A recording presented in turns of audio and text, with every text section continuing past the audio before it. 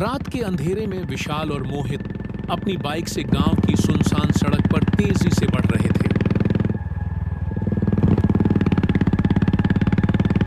उन्हें घर पहुंचने की जल्दी थी क्योंकि गांव वालों ने चेतावनी दी थी, रात में इस रास्ते से मत जाना, यहां छलावा आता है। लेकिन दोनों दोस्तों ने इसे मजाक समझा और रास्ता पकड़ लिया। कुछ देर तक सब ठीक था, लेकिन अचानक मोहित ने अपने पीछे किसी को चलते हुए महसूस किया। उसने विशाल से कहा, भाई, कोई हमारे पीछे है। विशाल ने रियर व्यू मिरर में देखा, एक सफेद छाया बाइक की स्पीड से उनके पीछे पीछे दौड़ रही थी। तेज चला मोहित, विशाल चिल्लाया। मोहित ने बाइक की स्पीड 80 तक बढ़ा दी, लेकिन वो परछाई अब भी उतनी ही दूरी पर बनी रही जैसे हवा में तैर रही हो। अचानक विशाल को अजीब सा महसूस हुआ।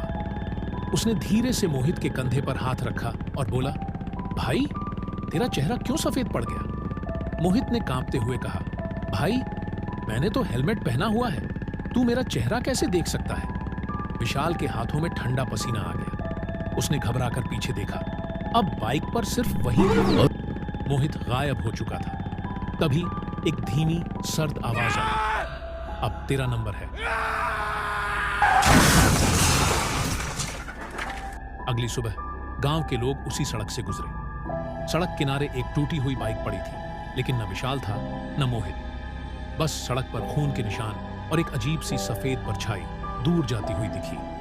गांव वाले सुबह जब टूटी हुई बाइक तक पहुंचे तो वहां खून के ताजा निशान थे, लेकिन विशाल और मोहित का कोई सुराग नहीं था। कुछ लोगों ने सड़क पर अजीब सी परछाई को देखा जो धीरे धीरे कोहरे में गुम हो गई। गांव का सबसे बुजुर्ग आदमी बाबा रघुनाथ बाइक के पास खड़ा हुआ और बुदबुदाया, छलावा फिर से शिकार कर चुका है।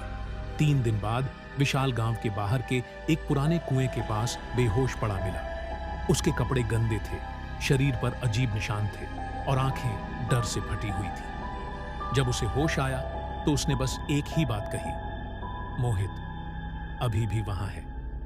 गांव वालों ने उससे पूछा कि आखिर हुआ क्या था, लेकिन विशाल कुछ भी ठीक से नहीं बता पा रहा था। उसने बस इतना कहा कि जब मैंने मोहित को बाइक से गायब होते देखा तो फिर कोई अदृश्य शक्ति, जैसे कोई आत्मा, चारों तरफ अजीब आवाजें आ रही थीं, जैसे कोई उसे बुला रहा हो। रात को मत आना। बाबा रघुनाथ ने विशाल से पूछा, बेटा, क्या तुमने छलावे की आंखों में देखा? विशाल ने कांपते हुए जवाब दिया, हाँ बाबा, और वो अब भी मुझे देख रही है। बाबा ने डर से उसकी हथेली पर एक तांत्रिक धागा बांध दिया और कहा, बेटा, अगर तुम्हें अपनी जान बचानी है तो रात के बाद घर से बाहर मत निकलना और कभी भी उस सड़क पर मत जाना। लेकिन विशाल ठान चुका था, वह मोहित को बचाने के लिए वापस उसी सड़क पर जाएगा। चाहे जो भी हो, मुझे अपने दोस्त को बचाने जाना होगा। उसने तय कर लिया कि वह मोहित को बचाने के लिए उस भयानक सड़क पर फिर से जाएगा।